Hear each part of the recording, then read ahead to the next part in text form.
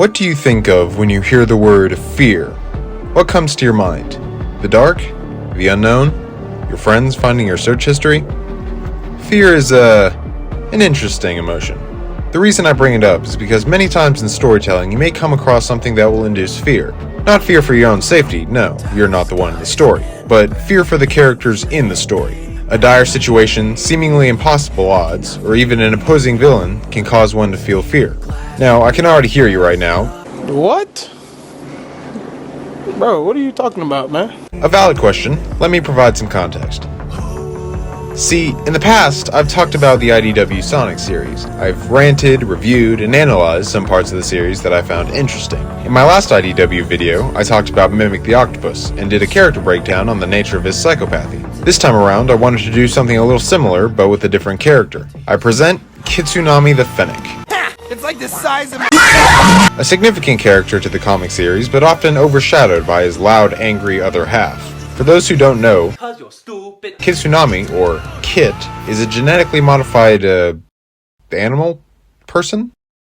Who was made by Dr. Starline to, essentially, be a literal carbon copy of Tails the Fox. He's handy with technology, and he specializes in hydrokinesis. He has an undying loyalty to Surge, and will do anything to make sure that she thrives. And that is when he becomes a threat. This little guy is terrifying, which brings us back to the topic of fear. When it comes to Sonic villains, this guy is way scarier than any who has come before. And again, I hear what you're saying.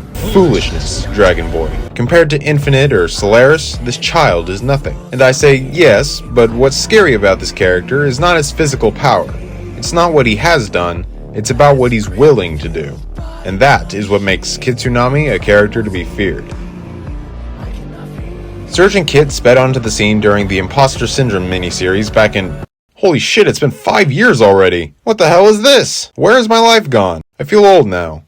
Anyways, in this miniseries, we are introduced to our new, villains? Anti-heroes? I don't know, the line gets really blurry with these two. We see them running through some kind of course while Dr. Starline does his typical monologuing. Blah blah blah, Sonic this, Eggman that. He reveals that these new characters are artificial creations made to break the, Sonic cycle by replacing Sonic entirely and allowing the Doctor to have control over the hero-villain dynamic. A totally solid, well-crafted plan that will definitely not backfire on him at all. My goals are beyond your understanding. Surge was made to replace Sonic, while Kit was made to replace Tails, acting as a sidekick to Surge. And this connection is what we want to focus on. Kit is absolutely loyal to Surge. He follows her everywhere. He makes sure she's safe. He does everything she tells him to do without hesitation or complaint, despite the constant verbal abuse. Think Agent Stone from the Sonic movies. You know what's hard about being the smartest person in the world? everyone else is stupid. Yes! Way to go! Of course, this was all just part of his program. Starline wanted him and Surge to mimic the team dynamic between Sonic and Tails as to maximize their chances of success when they eventually come face to face with the Blue Blur. But as for their personalities, Dr. Starline got a few details wrong. Sonic and Tails act as a team, equals. Sonic may be the hero, but Tails has shown to be very capable. Are you sure about that? Kit, however, is completely dependent upon Surge. He does nothing without her permission, services her every whim and demand, and has a mental breakdown anytime they get separated. Without her guidance, he falls apart. Now this is a deeply flawed relationship, but it's the only relationship that Kit knows. Having no memories of who he was before his augmentations, he sees Surge as family, and will do anything to help her succeed and keep her safe. And I do mean anything. Dr. Starline created Kit for one reason and one reason only. To ensure that Surge is victorious in her endeavors. Now, in concept, that's a good idea, but Kit is so determined to accomplish this goal that nothing else matters to him. At first glance, Kit seems like a very passive character, timid, nervous, and on the surface, he is those things. He comes off as being afraid all the time, even around Surge, which I find interesting considering that even though she yells at him a lot, she has not once laid a hand on him. Now this might seem pathetic or sad, until you see how quickly this guy can lock the f*** in. When he gets motivated, you know there's about to be problems. It's almost like he becomes an entirely different person. Whenever Kid decides to lock in, things can get real tricky for our heroes. God help them when those eyes start glowing. Alright, stick with me here. We're gonna look through some of these issues so I can show you what I'm getting at, starting with their official debut in the Imposter Syndrome miniseries. Through these issues, Surge and Kit begin to question how they came to be, and why they supposedly hate Sonic so much. They learn that they were once regular people before Starline molded them into his personal weapons via a process of augmentations, tests, and brainwashing. Kinda like the Spartan program, but not as cool. Rip Surge, she did not finish the fight. Now, understandably, they ain't too happy about that, so they try to find out who they were before Starline. But the doctor then walks into the room and tells them that the video they're looking for has been taken down. Yeah, something about how kidnapping and torturing people doesn't follow community guidelines or whatever. So Surge is all like, you better tell us what the deal is or we're gonna f*** you up. L+ ratio. Ah! Kid, rip his balls off! Whoa, hold it, freeze, right there. You see? See? Kid was willing to turn against his own creator the second Surge gave the order. He went from a shy, timid little guy to an absolute killing machine in less than a second. I mean, look at that face, that's fucking nightmare-inducing. And this is just the beginning. Next issue, Surge and Kid are attacking an Eggman base and they come across a really big badnik. The big one. The big one. And Surge, being her cocky, arrogant self, refuses his help, which then leads to her getting crushed by a big f***-off mace. Holy shit, I dropped the metal pipe I was holding. Meanwhile, Dr. Starline is admiring Eggman's limited edition collectibles. Anyways, Kit loses his McFucking marbles and uses the Badnik's own weapon against it like it's Metal Gear Rising or something.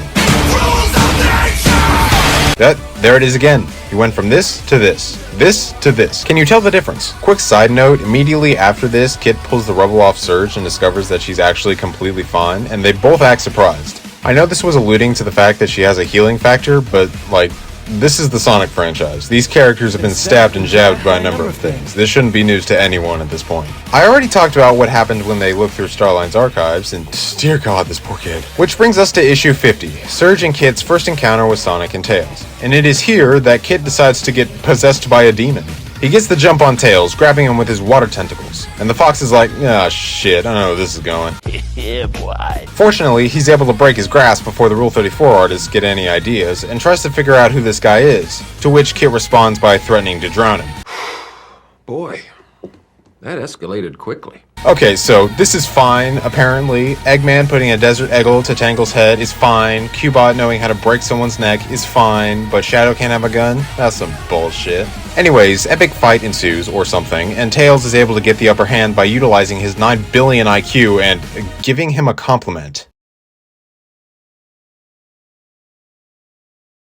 Yeah. But then he fucks it up when he mentions Sonic and, yeah. So, you get the idea. A mentally unstable kid with separation anxiety who can shift into a bloodthirsty murderer at will. Now, you might be thinking, yeah, that's scary, but he still really doesn't compare to the other villains in the franchise. And you might be right. For now. I want to show you one last thing. Well, 2 things, technically. The first being Surge and Kit's story in the annual, and all that really happens in it is that the two save a gondola full of people. So, Surge threatens to murder a child, and the issue ends with a bit of dialogue between Surge and Kit. And this is where things get interesting. Surge wants to fully commit to this whole hero business in order to find glory and appreciation from the people. And Kit, of course, is supportive. I mean, it's in his very programming to make sure that Surge succeeds in whatever she decides to do. But he comes to a realization. The masses will only praise Surge if she has a threat to protect them from. So he gets an idea. He provides the threat. He puts others in danger, Surge saves them. It's perfect. Surge gets the glory, and the people get their hero. This is the cherry on top of the Psychopath Sundae. This little guy is willing to put countless lives at risk just to make Surge into a hero. And he does this, in fact. In issue 78, he blows up one of the buoy anchors holding a floating city above the water, causing it to begin sinking. Judging by the size of the city, there's at least a population of a few hundred, and Kit would have let them all drown. He does not care about them. He doesn't care about anyone except Surge. This is what makes him terrifying. He will set the world ablaze so that she can put out the flames. He will sacrifice anything and anyone, including himself. There is no price that he is unwilling to pay. Surge will succeed, and he will do anything in his power to make it happen. My prediction for this character? He will betray Surge. He will turn against her, and in doing so, he will give her what she wants, the chance to become a hero. He will become her greatest enemy, and in turn, she will be lifted up, seen as a savior, protecting the people from him. Surge may come to resent him for it, but that doesn't matter. In the end, his purpose will be fulfilled. So if after all this you're still not convinced that Kitsunami isn't a character worth fearing, then hell, I'm just wasting my breath at this point. But mark my words, he will be trouble. I can promise you that. I guess we'll just have to wait and see. So, until then, you guys take care, and I'll see you in the next one.